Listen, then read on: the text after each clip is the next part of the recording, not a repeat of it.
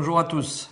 Nous avons souhaité, avec plusieurs petits films, vous expliquer, vous sensibiliser au projet de loi de transformation de la fonction publique. Plusieurs thèmes sont dans ce projet. Il y a 36 articles qui chamboulent totalement le statut général des fonctionnaires. Dans ce premier film, on va vous expliquer, surtout pour les agents, ce que ça va comporter comme risque et comme inégalité en termes de carrière.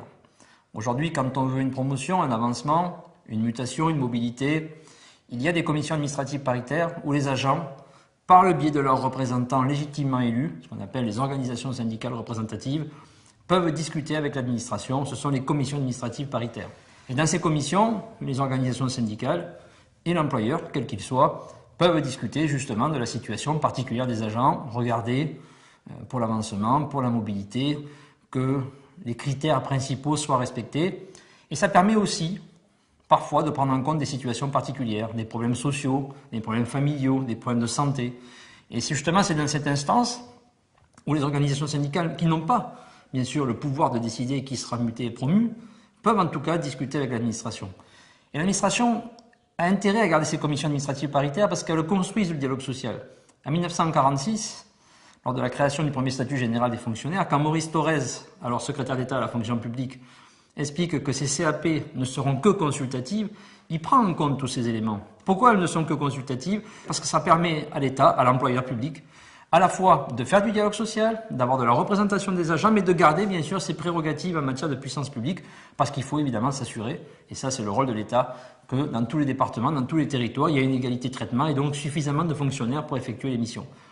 Si on remplaçait ces commissions administratives paritaires, comme veut la loi, par des règles souples de gestion, par un barème totalement inhumain, où on compterait les points suivant si on est marié avec des enfants, etc., etc., il n'y aura plus ce que permet la commission paritaire, cette granularité qui permet d'évoquer les situations individuelles et de se dire que le fonctionnaire, c'est avant tout un être humain, un agent, et pas simplement un numéro qu'on déplace partout.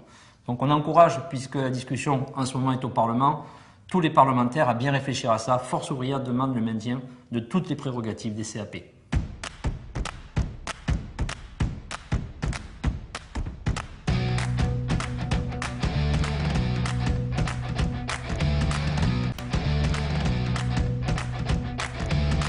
Bonjour à tous.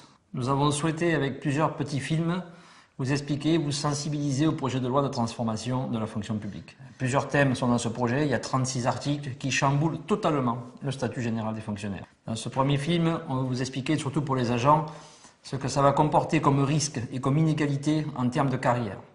Aujourd'hui, quand on veut une promotion, un avancement, une mutation, une mobilité, il y a des commissions administratives paritaires où les agents, par le biais de leurs représentants légitimement élus, ce qu'on appelle les organisations syndicales représentatives, peuvent discuter avec l'administration. Ce sont les commissions administratives paritaires. Et dans ces commissions, les organisations syndicales et l'employeur, quel qu'il soit, peuvent discuter justement de la situation particulière des agents, regarder pour l'avancement, pour la mobilité, que les critères principaux soient respectés. Et ça permet aussi parfois de prendre en compte des situations particulières, des problèmes sociaux, des problèmes familiaux, des problèmes de santé. Et c'est dans cette instance où les organisations syndicales, qui n'ont pas, bien sûr, le pouvoir de décider qui sera muté et promu, peuvent en tout cas discuter avec l'administration. Et l'administration a intérêt à garder ces commissions administratives paritaires parce qu'elles construisent le dialogue social. En 1946, lors de la création du premier statut général des fonctionnaires, quand Maurice Thorez, alors secrétaire d'État à la fonction publique, explique que ces CAP ne seront que consultatives, il prend en compte tous ces éléments. Pourquoi elles ne sont que consultatives? Parce que ça permet à l'État, à l'employeur public, à la fois de faire du dialogue social, d'avoir de la représentation des agents, mais de garder bien sûr ses prérogatives en matière de puissance publique, parce qu'il faut évidemment s'assurer, et ça c'est le rôle de l'État, que dans tous les départements, dans tous les territoires, il y a une égalité de traitement et donc suffisamment de fonctionnaires pour effectuer les missions. Si on remplaçait ces commissions administratives paritaires, comme veut la loi, par des règles souples de gestion, par un barème totalement inhumain, où on compterait les points suivant si on est marié avec des enfants, etc., etc., il n'y aura plus ce que permet la commission paritaire, cette granularité qui permet d'évoquer les situations individuelles et de se dire que le fonctionnaire, c'est avant tout un être humain, un agent, et pas simplement un numéro qu'on déplace partout. Donc on encourage, puisque la discussion en ce moment est au Parlement, tous les parlementaires à bien réfléchir à ça. Force ouvrière demande le maintien de toutes les prérogatives des CAP.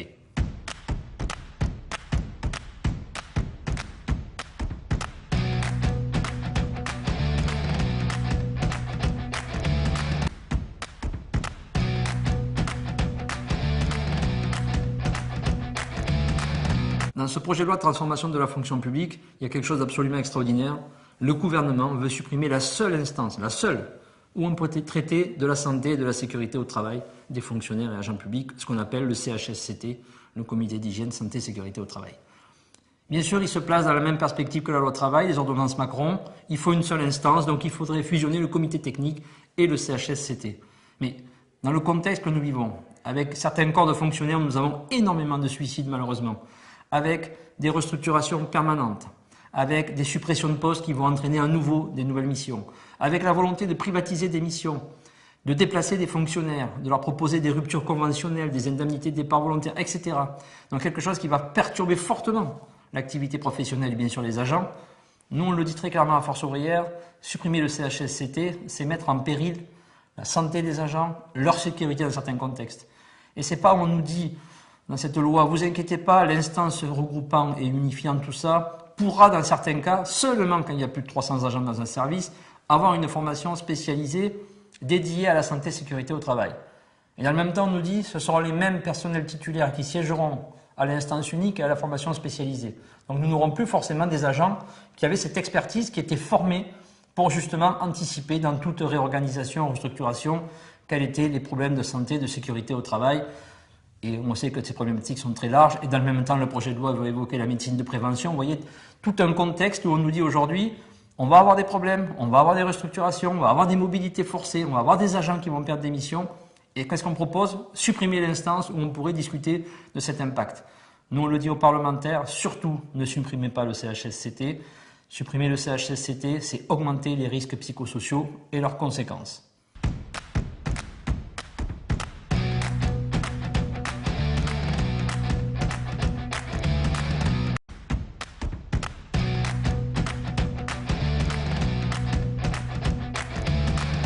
Dans ce projet de loi de transformation de la fonction publique, il y a quelque chose d'absolument extraordinaire. Le gouvernement veut supprimer la seule instance, la seule, où on peut traiter de la santé et de la sécurité au travail des fonctionnaires et agents publics, ce qu'on appelle le CHSCT, le Comité d'hygiène, santé et sécurité au travail. Bien sûr, il se place dans la même perspective que la loi travail, les ordonnances Macron. Il faut une seule instance, donc il faudrait fusionner le comité technique et le CHSCT. Mais dans le contexte que nous vivons, avec certains corps de fonctionnaires, nous avons énormément de suicides malheureusement, avec des restructurations permanentes, avec des suppressions de postes qui vont entraîner à nouveau des nouvelles missions, avec la volonté de privatiser des missions, de déplacer des fonctionnaires, de leur proposer des ruptures conventionnelles, des indemnités de départ volontaire, etc. Donc quelque chose qui va perturber fortement l'activité professionnelle et bien sûr les agents. Nous, on le dit très clairement à Force ouvrière, supprimer le CHSCT, c'est mettre en péril la santé des agents, leur sécurité dans certains contextes. Et c'est pas où on nous dit dans cette loi, vous inquiétez pas, l'instance regroupant et unifiant tout ça pourra dans certains cas, seulement quand il y a plus de 300 agents dans un service, avoir une formation spécialisée dédiée à la santé et sécurité au travail. Et dans le même temps, on nous dit ce seront les mêmes personnels titulaires qui siégeront à l'instance unique et à la formation spécialisée. Donc nous n'aurons plus forcément des agents qui avaient cette expertise, qui étaient formés pour justement anticiper dans toute réorganisation, restructuration, quels étaient les problèmes de santé, de sécurité au travail. Et on sait que ces problématiques sont très larges. Et dans le même temps, le projet de loi veut évoquer la médecine de prévention. Vous voyez, tout un contexte où on nous dit aujourd'hui, on va avoir des problèmes, on va avoir des restructurations, on va avoir des mobilités forcées, on va avoir des agents qui vont perdre des missions. Et qu'est-ce qu'on propose? Supprimer l'instance où on pourrait discuter de cet impact. Nous, on le dit aux parlementaires, surtout ne supprimez pas le CHSCT. Supprimer le CHSCT, c'est augmenter les risques psychosociaux et leurs conséquences.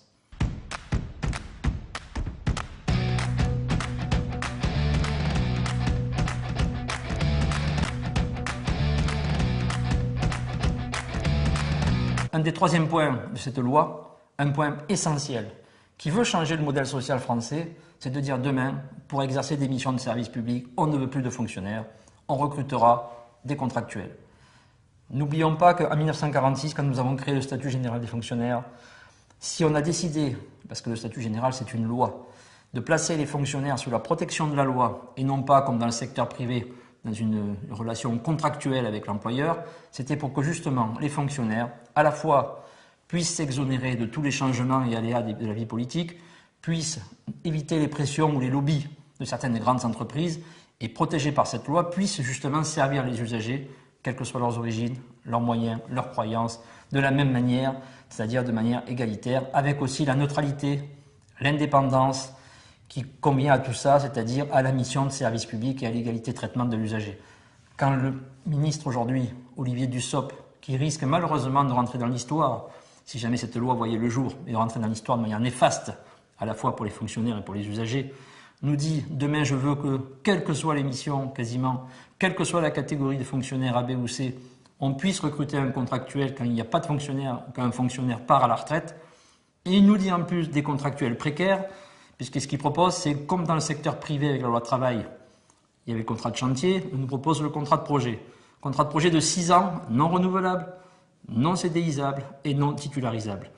Donc en gros, de la précarité, et on sait tous ici que demain, quelqu'un qui va avoir ce contrat de projet de 6 ans, il n'est pas prêt d'aller acheter une maison, de s'installer dans la vie, puisque n'importe qui lui dira, au bout de 6 ans, vous n'avez plus d'emploi, vous n'avez plus rien, puisqu'on ne pourra pas vous titulariser ou vous CDIser.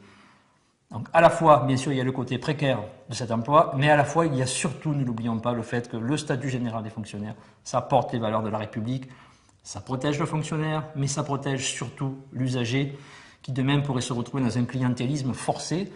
Et ne l'oublions pas aussi, dans la fonction publique, il y a la haute fonction publique. Et si la haute fonction publique demain devait se résumer à la fonction publique des copains, c'est-à-dire que ceux qui sont au pouvoir recrutent par contrat pour diriger leur politique publique, leurs amis, ce qui est différent d'avoir des fonctionnaires qui appliquent une puissance publique, nous n'aurons pas le même modèle social. Donc les députés ont une tâche énorme sur ce dossier, une responsabilité forte. Quand il y a encore de fonctionnaires constitués, continuons de recruter des fonctionnaires.